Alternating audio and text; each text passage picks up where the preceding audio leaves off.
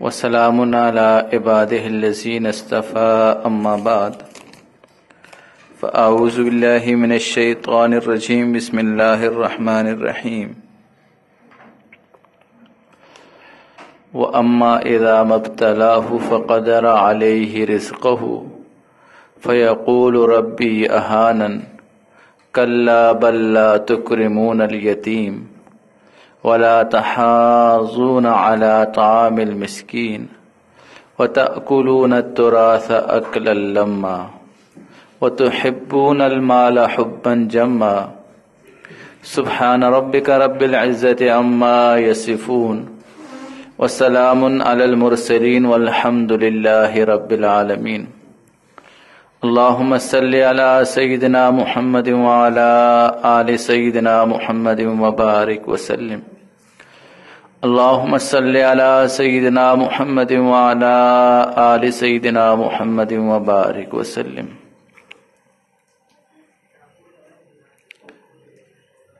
اللہ رب العزت نے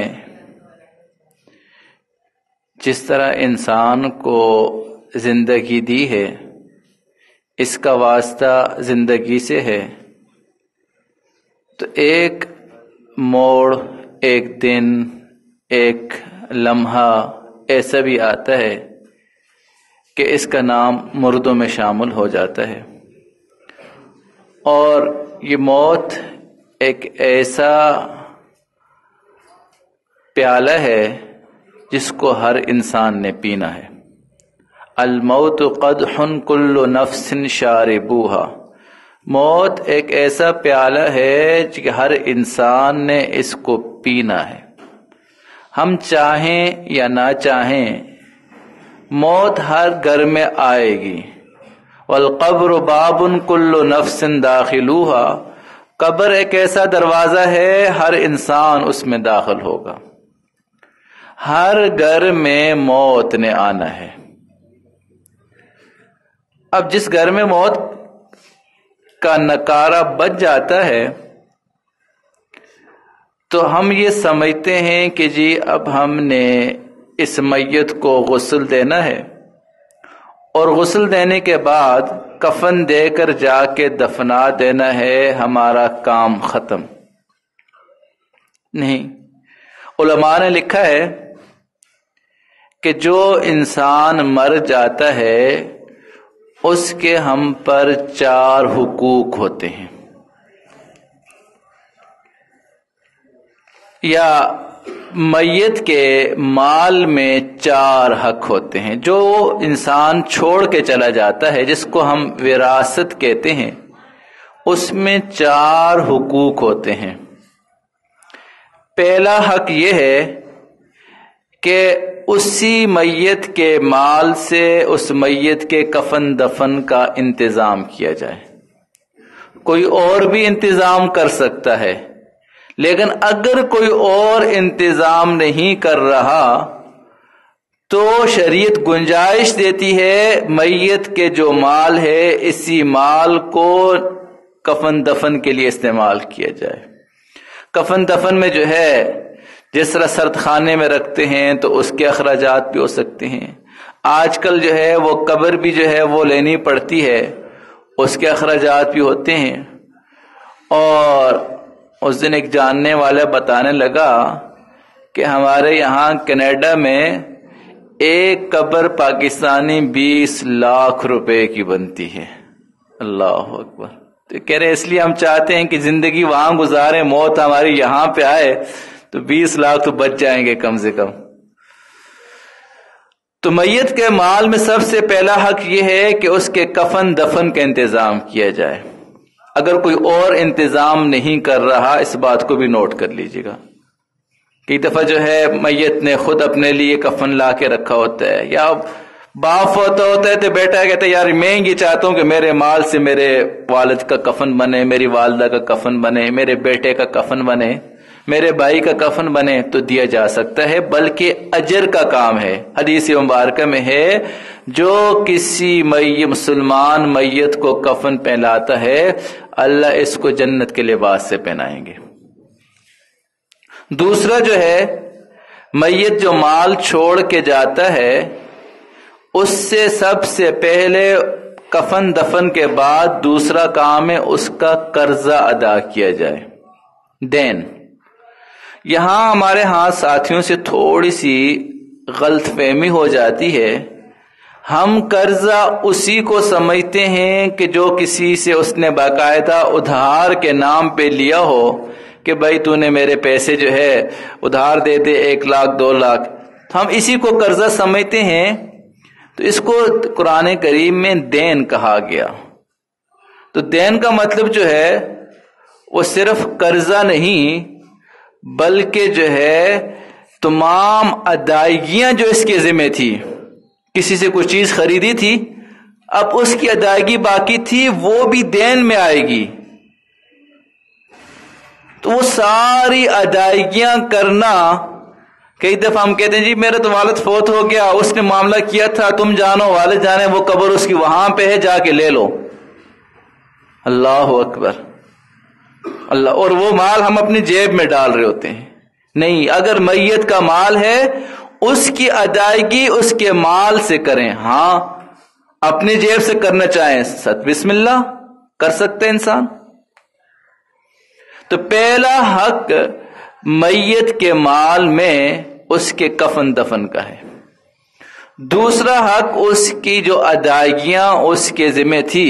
مثلا ایک مثال دیتا ہوں، دکان والے سے کئی دفعہ کچھ ایسے دکاندار ہوتے ہیں مجھ سے جو ہے پورے مہینے کے جو ہے راشن لیتے رہتے ہیں اور مہینے کے آخر میں جب تنخواہ ملتی ہے تو ادائیگی کر دیتے ہیں۔ اب اگر کوئی بندہ فوت ہو گیا، دکاندار آتے جی آپ کے والد مجھ سے سامان لے کے گئے تھے، تو یہ ہمارے اوپر حق بنتا ہے ہم اس کی ادائیگی کریں۔ کئی دفعہ لوگ جو ہے وہ اعلان جنازے میں کرتے ہیں بھئی اس کے جو حق حقوق ہیں اس کے ذمہ دار میں ہوں، بعد میں حقوق جب والے آتے ہیں تو یہ چھپ جاتا ہے۔ اللہ اکبر۔ تو پہلا حق جو ہے وہ میت کے کفن دفن کا ہے، دوسرا اس کے قرض کی ادائیگی کا ہے، تیسرا وصیت اس نے کوئی کی ہے وہ اس کے مال سے نہ ہوگی۔ مثلا کسی بندے نے یہ وصیت کی میرا سارا کا سارا مال مسجد حسین میں دے دیا جائے، میرا سارا کا سارا مال رائمنڈ میں دے دیا جائے، میرا سارا کا سارا مال مجاہدین کو دے دیا جائے، تو یہاں علماء نے لکھا ہے جو اس نے وصیت کی بالفرض سارے مال کی ہے تب بھی سارا مال نہیں دیا جائے گا، بلکہ 1/3 1/3 مال جو ہے وصیت میں دے دیا جائے گا۔ اگر 100 روپے تھے تو 33 روپے ہم اس کی وصیت کے مطابق جو ہے اللہ کی راہ میں جہاں اس نے کہیں، کسی رشتہ دار کو کہیں تو رشتہ دار کو دیے جا سکتے ہیں، کہیں وہ خرچ کرتا تھا اس کے اخراجات میں دیے جا سکتے ہیں۔ لیکن اگر والد نے یہ وصیت کی ہے کہ میرے بیٹے کو اتنا ملے گا، میری بیٹی کو اتنا ملے گا، تو قرآن کریم نے بچوں کے لیے باقاعدہ نصاب خود ہی بتا دیا ہے۔ اتنے واضح احکامات قرآن کریم میں، صرف کہا نماز پڑھو، نماز کے طریقہ کا رکعت کتنی ہوں گی، کس طرح پڑھیں گے، قرآن میں نہیں ہے، احادیث مبارکہ میں ہے۔ زکوٰۃ دو، زکوٰۃ کی تفصیل کیا ہے، احادیث مبارکہ میں ہے۔ حج کرو، حج کی تفصیل کیا ہے، احادیث مبارکہ میں ہے۔ میراث کا جب مسئلہ آیا تو اللہ رب العزت نے سورۃ النساء کی شروع کی 2 رکوع پڑھیں، اس میں ٹوٹلی سارا کا سارا ہر ایک کا حصہ، بیوی کا، شوہر کا، ماں کا، باپ کا، بہن بھائیوں کا پورا بیان کر دیا۔ کل کو کوئی بندہ ڈنڈی نہ مار سکے، اس کے پاس کوئی عذر نہ ہو۔ اور آیت جو پڑھی تھی وَأَمَّا إِذَا مَبْتَلَاهُ فَقَدَرَ عَلَيْهِ رِزْقَهُ فَيَقُولُ رَبِّ أَهَانَنِ۔ جب اللہ رب العزت رزق کو یوں کھینچتے ہیں تو بندہ کہتا ہے میرے رب نے جو ہے میری بے قدری کی، مجھے پریشان کر دیا، مجھے جو ہے ڈپریشن میں ڈال دیا، شکوہ کرتا ہے۔ اللہ کہتے ہیں کلا، یہ تمہاری جو سوچ ہے سوچ کو چھوڑو، اپنے عملوں کو دیکھو، بل لا تکرمون الیتیم، تم یتیم کا اکرام نہیں کرتے، ولا تحاضون علی طعام المسکین، مسکین کو کھانا نہیں کھلاتے، وتأکلون التراث اکلا لما، حاجی صاحب بن کر، نمازی صاحب بن کر، علامہ بن کر تم میراث کا مال یوں کھا جاتے ہو، وتأکلون التراث، تو تمہاری معاشی تنگی ہمیشہ رہے گی جب تک تم میراث کھاتے رہو گے ناحق۔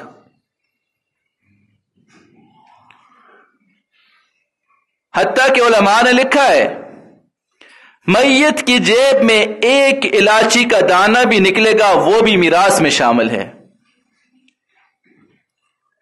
مزے کی بات تو یہ ہے کہ گھر میں فوتگی ہوتی ہے تو 2-4 دنوں کے بعد جو ہے اس میت کے جو کپڑے، جن کپڑوں میں فوت ہوا تھا، وہ کپڑے مسجد آ جاتے ہیں، جی ابو کے جو ہے کپڑے تھے تو ہم چاہ رہے ہیں آپ کو دے دیں۔ ان کپڑوں سے ان کو ڈر لگتا ہے۔ ابو کا آئی فون کبھی مسجد میں نہیں آیا کہ یہ ابو کا آئی فون ہے، ابو فوت ہو گئے چلو آپ لے لو، آج تک نہیں آیا اور نہ آئے گا آگے۔ ابو کی گاڑی جو ہے وہ نہیں آئی کبھی مسجد میں، ابو کا جو ہے وہ کپڑے آ جاتے ہیں، کپڑے پرانے ہوتے ہیں اور انہی کپڑوں میں جو ہے فوت ہوئے ہوتے ہیں، تو یہ چاہتے ہیں چلو ان کپڑوں کو گھر سے نکال دیا جائے۔ سچی بتا رہا ہوں، ان کپڑوں کو بھی گھر میں نہیں رکھتے۔ اللہ اکبر، بات کہیں اور چلی جائے گی۔ بہرحال ہمارے ایک ساتھی نے ایک واقعہ سنایا کہ اسلام آباد کے اندر ہمارے ایک فوج کے بڑے آفیسر تھے، ریٹائرڈ تھے، تو کہہ رہے میری دوستی تھی تو میں چلے میں چل رہا تھا، کوٹے سے ادھر آیا، ادھر سے پھر میں نے آگے جانا تھا لاہور، تو میں نے جماعت والوں کو کہا کہ یار چلو اس کے پاس چلتے ہیں، میرے دوست ہے دعوت دے دیں گے، تو انہوں نے کہا چلو چلتے ہیں۔ کہہ رہے ہمارے ایسے آپس میں کلوز فیملی ریلیشن تھا کہ میں چلے گئے۔ اس نے بھی بڑا اکرام کیا اور اس کے گھر میں جو ہے کئی گاڑیاں کھڑی تھی، اللہ نے دیا تھا، مالدار تھا۔ تو کہتے ہیں ہم اس کو دعوت دے کے ہم نے کہا کبھی آپ بھی تو وقت لگا، اس کا انشاءاللہ میں بھی لگاؤں گا۔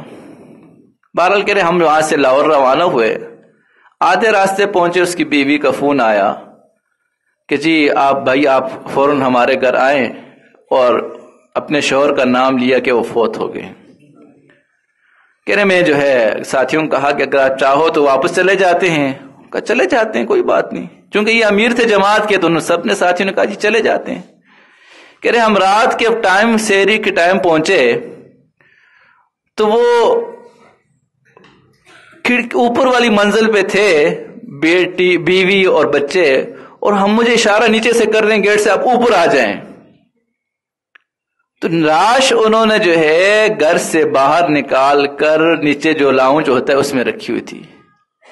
کہ میں نے پوچھا یہ آپ نے باہر کیوں رکھی ہے؟ فرمایا ہمیں ڈر لگتا ہے کہیں یہ اٹھ کے باہر نہ آ جائے۔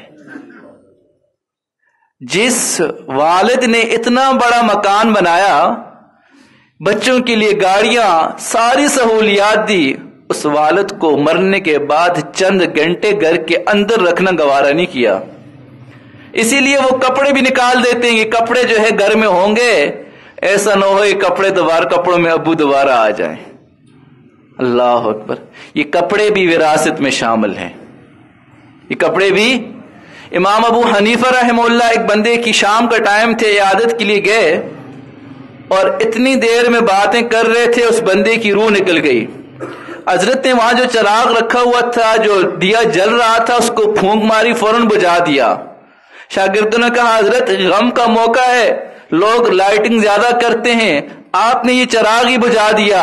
فرمایا یہ چراغ وراثت میں شامل ہے، ہمارا اس پہ حق نہیں ہے، یہ چراغ وراثت کا حصہ ہے، یہ ورثاء کا ہے، ہمارا حق نہیں ہے۔ تو میت کے مال میں 4 حقوق ہوتے ہیں۔ پہلا کفن دفن، دوسرا اس کی جو ادائیگیاں اس کے ذمہ تھی، تیسرا وصیت، اور چوتھا وراثت کے بارے میں کہ جو مال اس نے چھوڑا ہے جس جس کا حصہ بنتا ہے اس کو دو۔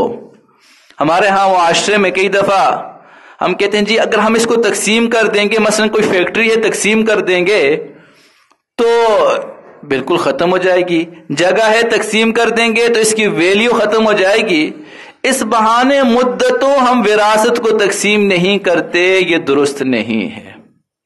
اور کئی دفعہ یہ ہوتا ہے کہ بڑے بھائی کے قبضے میں تھی اور اسی کے قبضے میں آ رہی ہے، چل رہی ہے. کہتے جی میں والد صاحب کے ساتھ جایا کرتا تھا فیکٹری، تو اب جو ہے نا یہ میری ہی ہے. اس کو تو اتنا جو ہے نا اونچا مقام اس لیول تک لے کے میں آیا ہوں، بھائیوں کا حق ہے ہی نہیں ہے. یہ بھائیوں کہتے ہیں تم اتنا اتنا لے لو، چلے جاؤ، چھوڑ دو. اب زبردستی جب انسان کرتا ہے تو وہ تو لینا ہی انہوں نے. بہنوں کو ہم حصہ نہیں دیتے، تو بھائی یہ سارا جو ہم خود کھا رہے ہوتے ہیں. آیت سنیے گا قرآن کیا کہتا ہے. ان الذین یأکلون اموال الیتامی ظلما انما یأکلون فی بطونہم نارا. جو ان ورثاء یتیموں کا مال کھاتے ہیں، حقیقت میں یہ مال نہیں ہے، یہ آگ ہے جو اپنے پیٹ میں بھر رہے. انما یأکلون فی بطونہم نارا وَسَيَصْلَوْنَ سَعِیرًا، اور ان کا ٹھکانہ جہنم ہے. تو جو وراثت ہم ناحق طور پر کھاتے ہیں، حدیث مبارکہ میں ہے کہ جو بندہ کسی کو میراث سے محروم کر دیتا ہے، ابو داؤد کی روایت ہے، اللہ تعالیٰ اس کو جنت کی وراثت سے محروم کر دیتے ہیں.